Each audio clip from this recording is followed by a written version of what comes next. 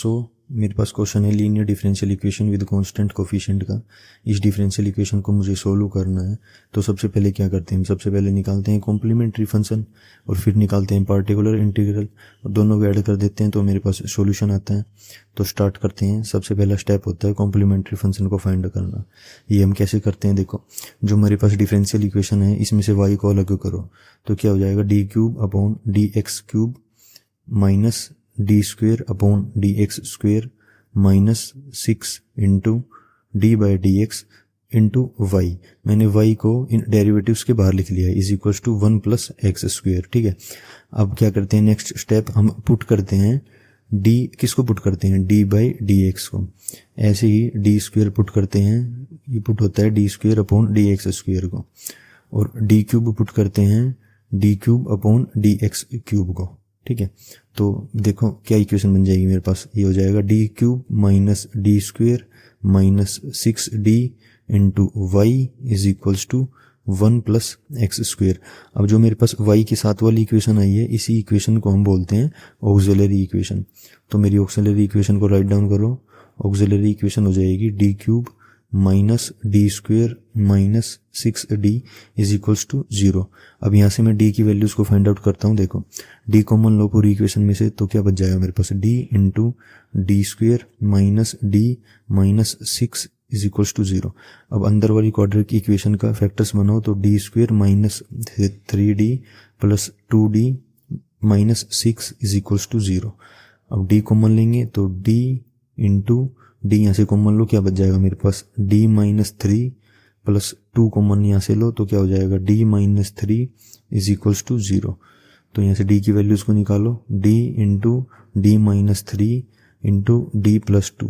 तो यहाँ पे मेरे पास d की 3 वैल्यूज़ आ जाएंगी, क्या क्या, एक आ जाएगा d इज इक्वल्स टू 0 और आएगा एक d इज इक्वल्स टू 3 और एक वैल्यू हो जाएगी d की d इज इक्वल्स टू -2। तो मेरे पास d की 3 वैल्यूज़ आई हैं और तीनों वैल्यूज़ अलग अलग हैं। तो मेरे पास d आया, d इज इक्वल्स टू 0 -2 और 3। देखो तीनों वैल्यूज़ ही रियल हैं और तीनों वैल्यूज़ ही डिफरेंट है, तीनों वैल्यूज़ अलग अलग है ना। तो मेरे पास d जब कभी भी रियल और डिफरेंट आए, जैसे मान लो d है मेरे पास m1 m2 और m3, ये तीनों वैल्यूज़ रियल हैं और डिफरेंट है, तो मेरे पास जो CF निकलता है वो होता है CF is equals to C1 e raise to power m1x plus C2 e raise to power m2x plus C3 e raise to power m3x। ठीक है, तो m1 m2 m3 की जगह 0 -2 और 3 रख दो तो मेरे पास CF आ जाएगा। तो CF क्या हो जाएगा, C1 e raise to power 0x plus C2 e raise to power -2x plus C3 e raise to power 3x। तो ई रेज टू पावर 0x क्या होता है मेरे पास 1, तो CF क्या हो जाएगा, C1 plus C2 e raise to power -2x plus C3 e raise to power 3x। तो ये मेरे पास कॉम्प्लीमेंट्री फंक्शन आ जाएगा। तो इसके बाद क्या करते हैं, कॉम्प्लीमेंट्री फंक्शन तो मैंने निकाल दिया, इसके बाद हम निकालते हैं PI मतलब पार्टिकुलर इंटीग्रल। देखो ये कैसे निकालते हैं, मैंने जो d पुट करने के बाद जो मेरे पास इक्वेशन आई थी उस इक्वेशन को यहाँ राइट डाउन करो दोबारा। इस इक्वेशन को मैं राइट करता हूँ, ये है मेरे पास d cube minus D square minus 6d into Y is equals to 1 plus x square. ये देखो इक्वेशन है, ये मेरे पास कुछ इस टाइप की है, f of d into Y is equals to 1 is equals to b, जिसमें मेरे पास जो PI है वो होता क्या है, PI होता है 1 अपॉन FD इंटू b। तो यहाँ पे b और FD की वैल्यूज़ को पुट करो तो ये हो जाएगा 1 upon D square 1 upon D cube minus D square minus 6d into 1 plus x square. देखो ये मेरे पास क्या है, ये PI आया है, ये आ गया मेरे पास PI। तो PI में मैं क्या करता हूँ, ये जितने भी D दिख रहे हैं ना मुझे इन सब को PI में से हटाना होता है। ठीक है, तो ये हटाते कैसे, देखो मेरे पास जो B है ये कुछ 1 प्लस एक्स स्क्वेयर है, मतलब x की टर्म्स में है। तो जब कभी भी मेरे पास PI इस टाइप का हो तो मैं क्या करूँगा, नीचे से सबसे लोवेस्ट टर्म को कॉमन लूँगा। तो -6d को कॉमन लो, यहाँ पे क्या हो जाएगा, minus D cube upon 6d plus D square upon 6d plus 1, ये बच जाएगा मेरे पास -6d कॉमन लेने के बाद इंटू 1 प्लस एक्स स्क्वेयर। ठीक है, अब नेक्स्ट क्या करेंगे, देखो जो PI हो जाएगा वो हो जाएगा मेरे पास -1 upon 6d into 1 plus 1/6 D minus 1/6 D square, ठीक है, इंटू 1 प्लस एक्स स्क्वेयर। अब इसको थोड़ा और सिंप्लीफाई करके लिखते हैं। देखो अब नेक्स्ट क्या करते हैं, नेक्स्ट 1/6 को कॉमन लेते हैं, तो पी आई क्या हो जाएगा, मेरे पास पी आई हो जाएगा -1/6 डी इंटू 1/6 को कॉमन लो तो क्या बच जाएगा, डी स्क्वेयर माइनस डी, ठीक है, into 1 plus x square. Next क्या करेंगे, जो डिनोमिनेटर में टर्म है ना मेरे पास 1/, इसको ऊपर लेके आएंगे तो क्या हो जाएगा, P I is equal to -1/6 into D square minus d, इस कंप्लीट की पावर क्या हो जाएगी -1, क्यों मैं डिनोमिनेटर में से न्यूमिनेटर में लाया हूँ ना इसको, अपॉन 60 बच जाएगा मेरे पास नीचे, इंटू 1 प्लस एक्स स्क्वेयर।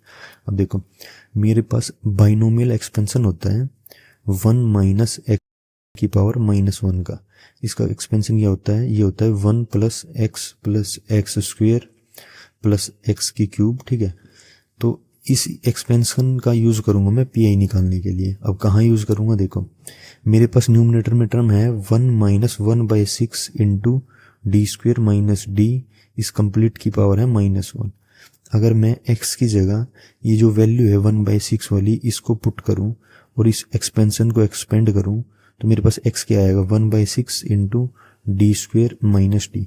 तो इसी को एक्सपेंड करते हैं हम, ठीक है, 1 माइनस एक्स की पावर -1 की तरह।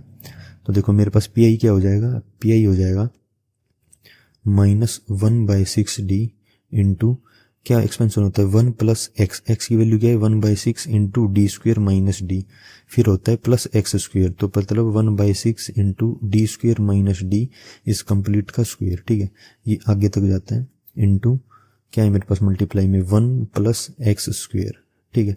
अब कंफ्यूजन सबसे ज़्यादा क्या होती है, कंफ्यूजन होती है कि मुझे ये एक्सपेंड कहाँ तक करना है, वो डिपेंड करेगा मेरे पास जो फंक्शन मल्टीप्लाई में है उस पर।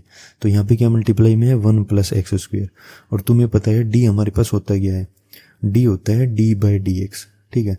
तो जो मेरा 1 प्लस एक्स स्क्वेयर है मैं इस एक्सपेंशन के अंदर मल्टीप्लाई करूँगा तो ये कुछ डी की टर्म्स के साथ मल्टीप्लाई होगा। जैसे मान लो ये अंदर मल्टीप्लाई हुआ और आया d into 1 plus x square. अब इस चीज़ का मतलब समझो ये है क्या, इसका मतलब है d/dx of 1 plus x square, मतलब 1 प्लस एक्स स्क्वेयर का डेरिवेटिव करना है मुझे। ये क्या हो जाएगा 0 प्लस 2x, क्यों 1 का 0 और एक्स स्क्वेयर का 2x, पर अंदर तो डी स्क्वेयर की टर्म्स भी हैं, तो मान लो डी स्क्वेयर के साथ मल्टीप्लाई हुआ 1 प्लस एक्स स्क्वेयर, तो क्या हो जाएगा मतलब 1 प्लस एक्स स्क्वेयर का सेकंड डेरिवेटिव। तो फर्स्ट तो मैंने निकाला, इसी का दोबारा कर दो तो 2 आ जाएगा, और डी क्यूब की टर्म्स भी है तो D cube into 1 plus x square क्या हो जाएगा, और 2 का दोबारा डेरिवेटिव करो तो 0। बस मुझे ये ही देखना है कि कहाँ पर जाके मेरा डेरिवेटिव 0 आ रहा है, मतलब किस डी की टर्म में, तो उससे ऊपर वाली टर्म्स तक ही मुझे एक्सपेंड करना है। तो देखो मेरे पास सेकंड टर्म है उसमें भी डी स्क्वेयर है और थर्ड टर्म है उसमें भी डी स्क्वेयर है, तो मुझे बस यहीं तक ही एक्सपेंड करना है ये, इसके आगे कोई एक्सपेंड करने की ज़रूरत नहीं है क्योंकि सब टर्म्स वो 0 हो जाएंगी। तो देखो पी आई को दोबारा लिखता हूँ -1/6 d into 1 plus 1/6 into D square minus d plus 1/6 to d square minus d का होल स्क्वेयर, तो 1/6 into D square minus d इस कंप्लीट का होल स्क्वेयर। ये होल स्क्वेयर वाली टर्म्स इसलिए लिख रहा हूँ क्योंकि देखो डी स्क्वेयर माइनस डी में मैं जब a माइनस बी स्क्वेयर लगाऊंगा तो b का स्क्वेयर करेंगे तो मेरे पास डी स्क्वेयर की टर्म आएगी वहाँ पर, तो इसीलिए यहाँ तक मैं एक्सपेंड करूँगा इसको। देखो क्या हो जाएगा -1/6 d into 1 plus 1/6 into D square minus D, ये क्या हो जाएगा 1/6 का स्क्वेयर 1/36, और खाली बी स्क्वेयर लो, बी स्क्वेयर क्या मतलब डी स्क्वेयर, क्योंकि और टर्म्स तो डी की पावर 4 वो सब मेरे पास 0 हो जाएंगे 1 प्लस एक्स स्क्वेयर जो मल्टीप्लाई होगा, तो बस यहीं तक एक्सपेंड करो इसे। तो देखो क्या हो जाएगा 1 प्लस एक्स स्क्वेयर को अंदर मल्टीप्लाई कर दो तो क्या बन जाएगा -1/6 d into 1 plus x square plus 1/6 into D square 1 plus x square minus D into 1 plus x square plus 1/36 plus 1/36 into D square 1 plus x square. अब क्या है कुछ भी नहीं, बस ये जो डी वाली टर्म्स हैं इनका डेरिवेटिव कर दो जो साथ में दे रखा है इनके साथ। तो इसको थोड़ा और सिंपलीफाई करते हैं तो -1/6 d into 1 plus x square तो एज इट इज़ आ जाएगा, प्लस 1/6। अब इसका डबल डेरिवेटिव है डी स्क्वायर मतलब, तो इसका डबल डेरिवेटिव क्या हो जाएगा 2 माइनस इसका डेरिवेटिव माइनस 2x हो जाएगा, तो प्लस 1/36 है तो 1/36 इंटू इसका फिर डबल डेरिवेटिव तो 2 हो जाएगा। अब इसको सोल्व कर दो तो क्या हो जाएगा -1/6d इंटू 1 + x² और 2 कॉमन ले लो तो क्या बच जाएगा 1/3 इंटू 1 - x प्लस 1/18। ठीक है, अब देखो मेरे पास एक d की वैल्यूज और बची है, क्या 6d है ना जो मेरे पास, तो मुझे तो d हटाना होता है ना बिल्कुल पी में से, तो देखो 1/d होता है, इसका मतलब होता है इंटीग्रेशन।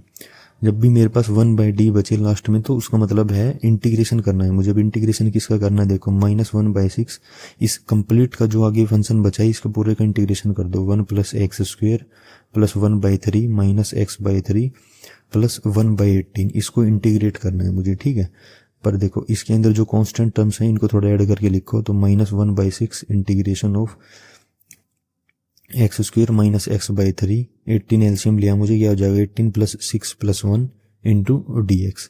ठीक है, तो क्या बच जाएगा -1/6 integration of x² - x/3 plus 25/18 इसको मुझे इंटीग्रेट करना है, तो अब लास्ट में इंटीग्रेट कर दो इसको, तो क्या बच जाएगा -1/6 into x³ minus x² upon क्या बच जाएगा 6 प्लस 25/18 x। ठीक है, ये मेरे पास पी आ जाएगा। तो लास्ट क्या होता है मेरे पास सॉल्यूशन क्या होता है y = CF + PI, तो इसमें CF की वैल्यू रख दो और PI की वैल्यू रख दो तो वो मेरे पास सॉल्यूशन हो जाएगा। अब देखो CF मैंने ऊपर निकाला था, क्या आया था मेरे पास, ये आया था C1 प्लस ये इस टाइप का, तो इस वैल्यू को राइट डाउन कर दो, C1 + C2 e⁻² plus C3 e⁻3x और PI ये है, इस वैल्यू को यहाँ पे डाल दो, तो ये मेरे पास फाइनल सॉल्यूशन हो जाएगा डिफरेंशियल इक्वेशन का। Thank you.